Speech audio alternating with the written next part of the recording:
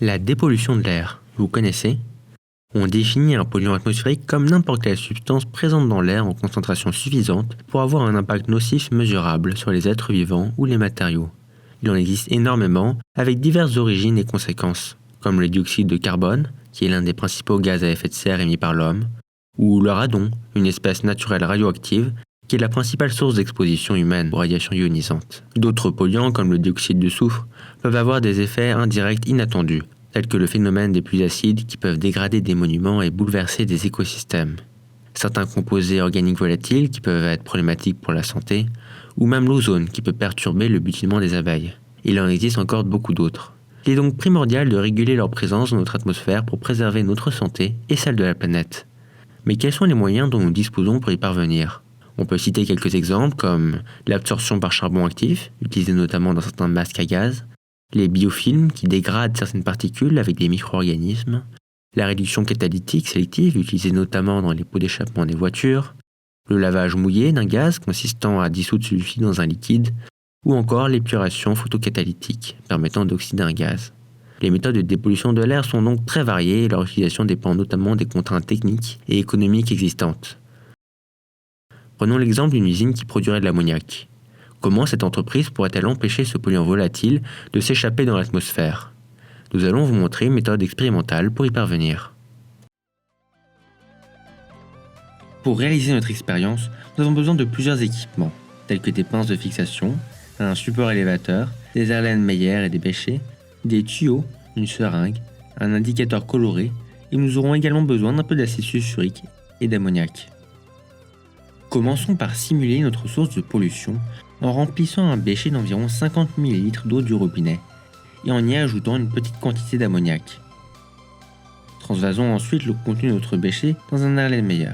Comme l'ammoniac est une espèce très volatile, l'air au-dessus de la solution sera rapidement saturé.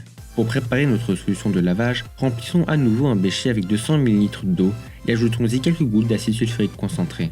Il est important de souligner que cette expérience doit être réalisée avec prudence et en respectant les consignes de sécurité. L'acide sulfurique concentré est un produit dangereux et doit être manipulé avec précaution. Mais pourquoi ajouter de l'acide sulfurique ? L'objectif est de faire passer l'air pollué dans une solution liquide afin de piéger les molécules volatiles dans le liquide de lavage. Il convient donc de choisir un liquide de lavage dans lequel l'espèce polluante est soluble, mais de préférence qui n'est pas lui-même polluant ni trop coûteux. Ainsi, l'eau est utilisée dès que possible. L'ammoniac se solubilise facilement dans l'eau. Mais en ajoutant de l'acide sulfurique, les molécules d'ammoniac seront également transformées en un sel non volatile qui va lui rester en solution.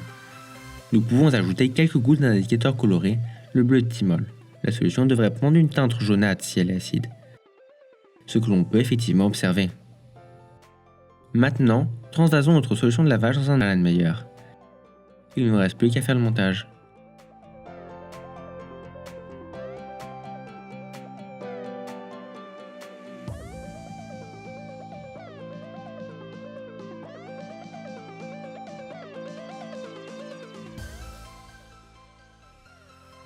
Nous allons injecter de l'air dans le système à l'aide d'une seringue. Ainsi, l'air au-dessus de la solution, qui s'est chargé en ammoniac, va passer à travers le tuyau et dans la solution de lavage à travers un tuyau percé plongeant dans la solution. Et le tour est joué. Nous pourrons ensuite constater la présence ou l'absence d'une odeur caractéristique d'ammoniac dans l'air sortant du système. Nous pouvons constater que l'air sortant du système n'a plus du tout d'odeur désagréable. Pour vous prouver l'efficacité de ce système de manière plus visuelle, raccordons notre montage à un système de mise sous vide pour faire passer en continu l'air pollué dans la solution de lavage. Après quelques minutes, la solution change de couleur. En effet, les molécules d'ammoniac sont basiques, et après que tout l'acide sulfurique a été consommé, elles réagissent avec l'eau en captant un proton. Nous obtenons donc une solution aqueuse d'hydroxyde d'ammonium qui est basique. L'indicateur coloré présent, le bleu de thymol, passe donc à une couleur bleue. Ceci prouve bien que l'ammoniac réagit avec notre solution de lavage et est absorbé dans celle-ci. Mais avant tout, il est essentiel de réduire nos émissions avant même de vouloir les éliminer. Plusieurs méthodes sont possibles, telles que diminuer les émissions des industries en développant de nouveaux procédés, abandonner progressivement les énergies fossiles pour des alternatives plus vertes, ou encore simplement en développant davantage les systèmes de transport en commun.